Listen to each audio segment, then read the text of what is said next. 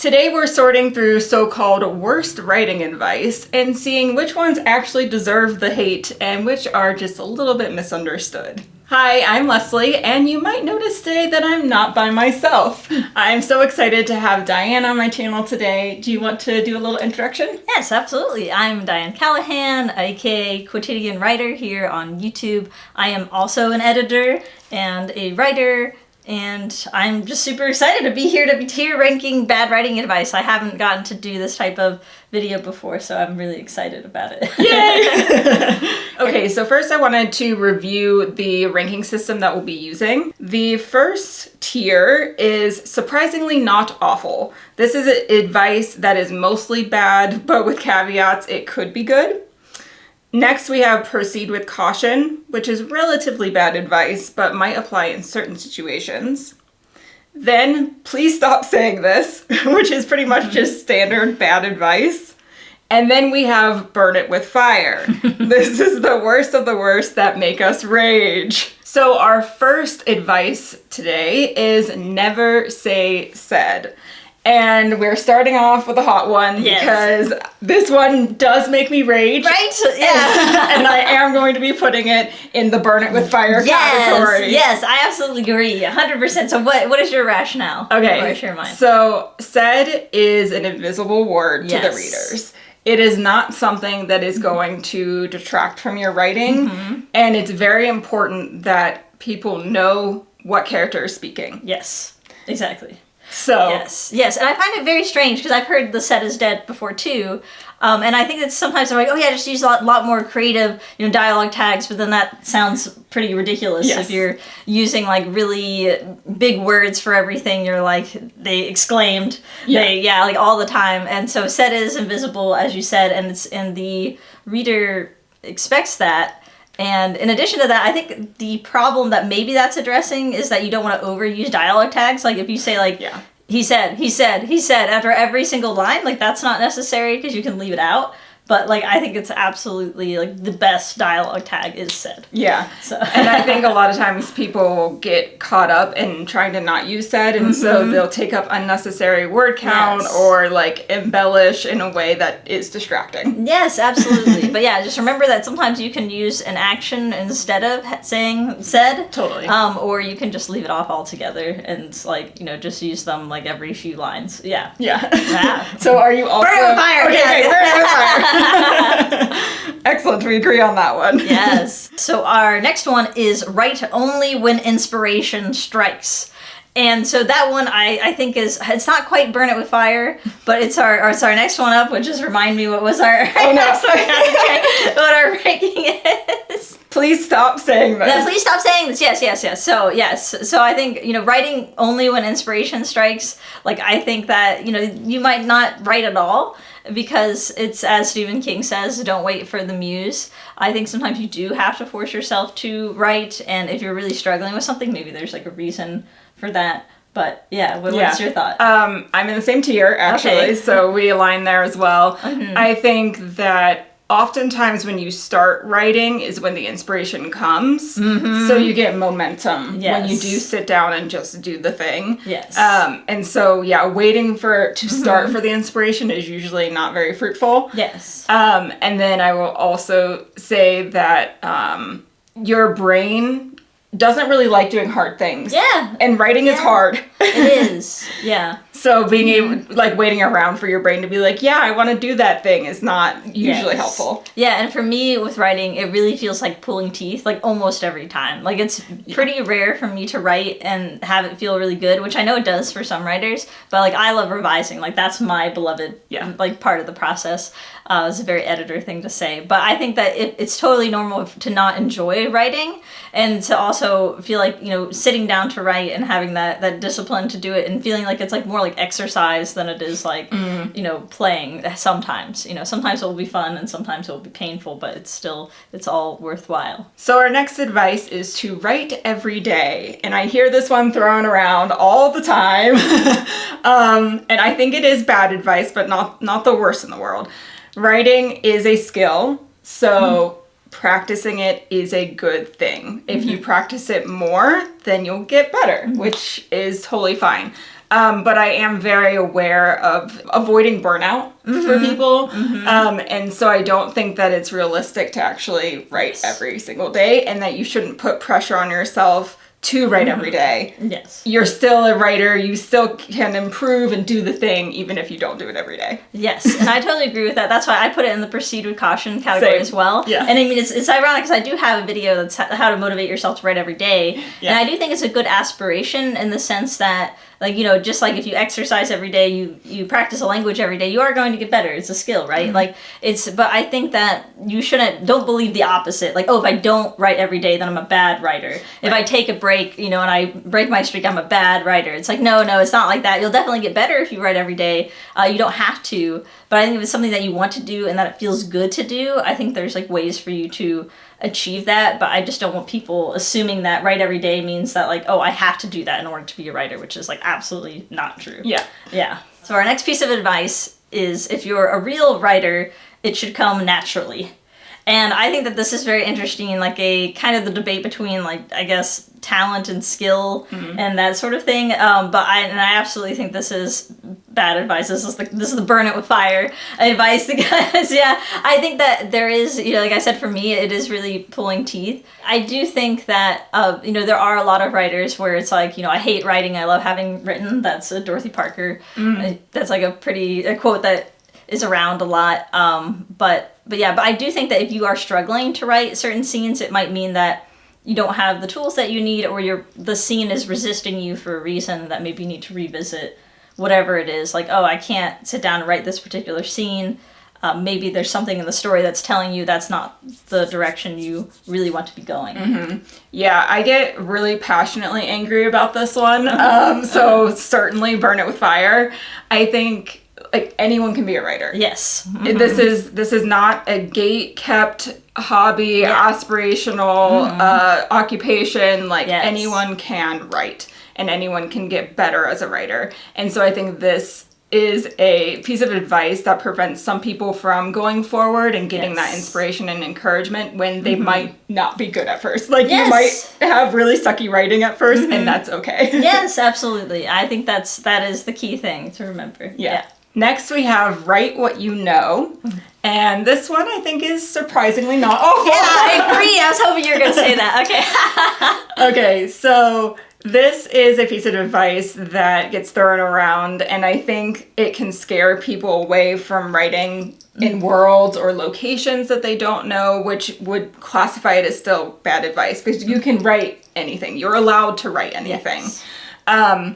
But your experiences can be transported to worlds or places that you haven't been to. I agree. So even if we're on a different planet, you still know what the rain smells like, or like the coolness when you go outside, and you can use those experiences to make your writing feel more specific and feel more real without having been those places. Yes, absolutely. I think that's so well said, and I think that writing what you know is more about imbuing the story with authenticity and, like, you know, thinking of, like, you know, your own emotions you can imbue in the characters, even in a fantasy setting. And I think that sometimes people feel, as you said, limited by that advice, but a lot of the greatest fiction comes from personal experiences. Like, we have autofiction, things like The Bell Jar, other books that are literary greats, and that's where the authors are drawing from their own experiences, and that's because your life experiences are unique to you. And I think that really makes your story special. I also want to say that no can include research as well. Yes. So if you have never been a police officer, but you're writing a main character that is a police officer, doing some research, doing some interviews, like, that is you gathering that knowledge and giving you the fuel to be able to write that on the page. I also think writing what you know can be helpful to newer writers. Yes. So if you are practicing this skill, it might be a lot easier to write about your hometown or write about places where it's really comes naturally for you to envision that place. So yeah, I think that writing what you know is bad. It can be bad advice, but surprisingly not awful. So our next bad piece of writing advice, theoretically, is don't use adverbs. And we did want to define adverbs, because we know not everybody might be familiar with those terms. So adverbs are words that describe verbs, which are action verbs. So you might have like a word like, oh, he smiled happily, and then happily is an adverb. And so the problem with an adverb in that type of sentence is that, like, adverbs sometimes are redundant. With smiled happily, it's like, well, most of the time you're smiling and to indicate you are happy. But if you say he smiled sadly, you are suddenly changing the kind of the emotional tenor of that. So that's why I label this one as proceed with caution. That is, like, I am actually a fan of adverbs, strangely, but as I use an adverb, which is, but yeah, strangely. But yes, I know, sorry, gotta be an editor nerd about it. But yeah, I think adverbs do add flavor, and it is kind of echoes how we talk. And adverbs exist for a reason in our language, but I think that the big thing about avoiding adverbs is that it's like, okay, you should favor stronger nouns and verbs. Like, get your action words and your people, places, things to be more interesting, and then your adverbs don't need to do that heavy lifting for you. Yeah, so I think an example of where that could come up is, like, she quickly ran. Yeah. Instead, it could be she sprinted. Yes. So there are often stronger words that you can use that are more efficient and just bring more flavor to your writing than adverbs. Yes. So I categorize this in surprisingly not bad advice. That's good. I could agree with that too. Okay. Yes. I think that you can use them, like, you don't have to outlaw them forever. I know Stephen King has a thing, he's like, never use adverbs, and then he uses adverbs. See, right, yeah. So he doesn't even listen to his own advice. No. But I would generally say, like, if you can challenge yourself to look and see where you are using those adverbs and just experiment. See, is there a stronger word? Is there something that will make this sound better, or use more flavor for your writing? Then you can consider replacing your adverbs in that situation. Yes, 100% agree. Next we have, just let an editor fix your grammar.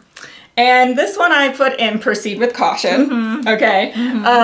This is because I think you can practice the skill of writing without having all of the grammar knowledge. Yes. And it's important to remove barriers when you're just getting started in things. And because writing has so many different layers, storytelling, pacing, character, like, there's so much to learn with this skill that I think you shouldn't prevent yourself from going forward just because you don't know all the grammar rules. Yes. That being said, I think that knowing grammar is helpful, and it's going to make your writing stronger and easier when you do hire an editor. Yes. And so I think it is important to eventually learn, but something that you don't necessarily have to prioritize right away. Yes, and that's my rationale is very similar, because I've worked with a lot of writers that have really excellent voice, and then they'll have, like, a lot of typos, and they don't really know how to use punctuation, but, like, the voice and the character and the plot is all there.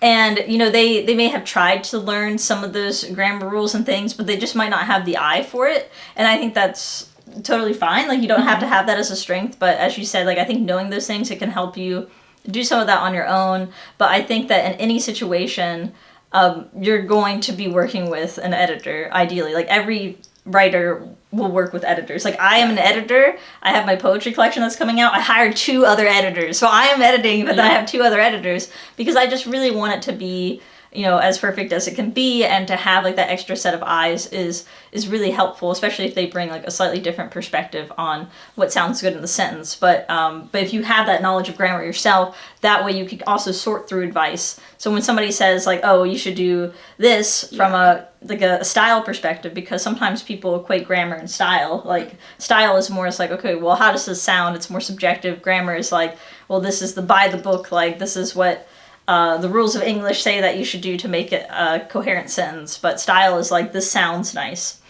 And so sometimes if you have that knowledge, then you can go in and accept what you like, reject what you don't. And I think that's just really important to have that autonomy as a writer. Yeah. So our next one is, every character needs a deep backstory. And so I put this one in the please stop saying this category, because I think that it's, I don't know, because I think backstory is something that depends on how often the character is in the scene and how important they are to the story. Like, backstory takes up a lot of space on the page. And I think that you can think of it in terms of, like, you know, you have your main character should probably have the deepest backstory, and then secondary characters, then you have minor characters and background characters. And, like, the less important they are, the less backstory you need to reveal. But I think that you as the writer can have that knowledge of the backstory, and you don't have to put it on the page. So you can know all this stuff and then put the character in there, and then you can know all this other knowledge that kind of informs their actions and choices and things. But the reader doesn't necessarily need to know that. So, like, I do think it's good to figure out as an author, but the reason I'm also a little passionately against it is because I have a tendency to put too much backstory, and then my backstory starts to overtake my main plot. And so that's sort of the danger of, like, oh, look, minor character has this backstory, and then you're like, oh, all of a sudden, their backstory is way more interesting than whatever the main plot is. So that's my only kind of caution with that. But yeah, so I put this one in surprisingly not awful. So we do have a bit of a difference here. Yes. So no, not every character needs to have a deep backstory, but I do think it's valuable for you as the writer to know it, because it can help you on the page bring authenticity to the character, and consistency, I think, is a big one of learning what their experiences are like so that they can represent themselves consistently throughout your story. Yes. And I think having a deep backstory just helps you be able to pull from that in different ways and bring it forward on the page. So yeah, and I think I agree with you, like, you probably have way more information than the reader will ever see. No more than you see when it comes to backstory, but I do think it's valuable and think it's important for you to consider that for all of your characters. Yes, and I think that's also in the sense of, like, you don't want a minor character to exist just to move the plot forward, because that gives them more agency when they do have a backstory, and they have motivations even if those aren't clear, but that way they're not just like NPCs, you know, non-player characters in the video game that's just existing there. Like, for the convenience of the plot. Yes, exactly. Next, we have always end your chapters with a cliffhanger. So this one I put in proceed with caution. Yes, I agree. Okay, and I also think it's very genre dependent. So like romance books, mystery books, if you're writing for a more commercial audience, I think those kind of tend towards using cliffhangers. No, you don't have to have it for every chapter. Yes. But I think there is a time and a place because it does help with pacing and reader engagement. Yes, I think if you never use cliffhangers, that can kind of make it a more boring reading experience, but I think that it gets very samey. If, like, every time you're ending on this dramatic cliffhanger, it feels very contrived and very forced. I think there can also be different kinds of cliffhangers, like emotional ones. There's, like, the literal cliffhanger, they're hanging off a cliff, you know, so there's different kind of things that you can leave unresolved, but I think that you can also have chapters where it's like, okay, it's ending on, like, a more hopeful note because the chapter started on this anxious note, and so you're more about creating this different emotional arc in each chapter than it is about, like, just cutting off there. But I actually really like cliffhangers as a reader. Yeah. It's like because it gets me excited when I get to the end of the chapter. I'm like, oh, well, I gotta keep reading. Yes, exactly. Yeah. So our next one, this is one of my favorites, is never edit as you write. And I'm going to say burn it with fire. Yeah, okay, because that's surprising. Yes, because so I think that I hear this advice a lot, and I think that it makes sense in a practical way, because it's like, well, you're not going to move forward if you're, like, going back to edit. It's absolutely true. You're going to be way slower as a writer if you keep editing.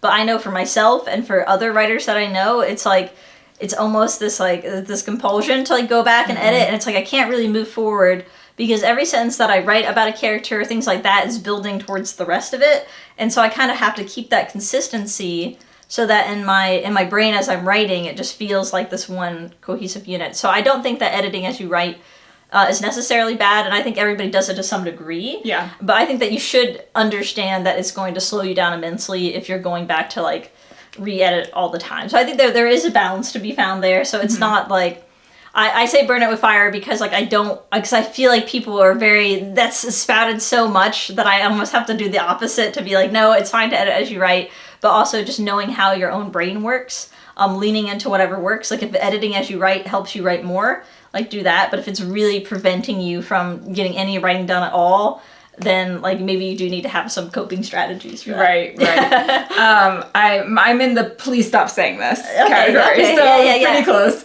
Not quite as passionately angry about it, but I think for me, like, I'm similar in that I enjoy the editing more. Yes. Big surprise. But it helps me get momentum when I'm writing. So I'll go to what I previously wrote the last day, do a little bit of editing, and then get into it. Yes, that does. That's exactly it. Like, I'm not, like, I don't necessarily have to edit it all from the beginning, but if I edit the last, like, page I wrote, and then, it totally gets the momentum going. And please comment if you can relate to this. Yeah, totally. Yeah. So our last piece of advice is show, don't tell, which is like the most iconic piece of writing advice out there. And I place this one in proceed with caution. I think that show, don't tell is a very like prescriptive, it can get you in trouble if you're like never tell ever, because I do think there's a place for telling. Like if your character is sad, you are allowed to just say that they're sad. So it's a mix of telling and showing that's going to bring the best use of your word count on the page. You're not getting too bloated, but you're also helping reader immersion. Yes, and so I agree with that, although I put it as not surprisingly awful, because I do think it's good advice and in particular contexts, like if you're looking at a manuscript and somebody says like show, don't tell for this specific paragraph or scene, then that makes sense. But I think in general, you don't want to have a whole book that is show, don't tell, because telling is absolutely necessary. It's like such a valuable tool in your toolbox for, going across time, like if you want to show like a huge swath of time happening, or if you do want to just like state facts about your characters. And I think any book that you pick up is going to have a mix of showing versus telling. And so I think that showing is really about showing the evidence for your claim. So if you're like, this person is an assassin and they never kill anybody, you're like, well, could you just show, don't tell in that case? Because I don't really believe you. So I think that show, don't tell is really good advice in the sense of making your writing more specific, adding more emotion and flavor, as you talked about earlier. So I'm gonna stick up for my show, don't tell advice. So I think in general we had pretty close rankings. Not too much disagreement there, which means we're awesome. It does mean we're awesome. And generally when it comes to writing advice, if it's good advice, bad advice, whatever, it's very subjective, and take what works for you and leave what doesn't. Absolutely, I agree. And I think it's, like we were saying before, it's all tools in your toolbox. So whatever you want to pull out for one story, it might not work for another story, but it's about trying new things and seeing what works best for you. Yeah, definitely. And we do have a video we did on Diane's channel all about how to write better subplots. So go ahead and check that out next. Thank you so much for being on my channel today. Yes, this is so fun. And thank you for watching. Happy writing.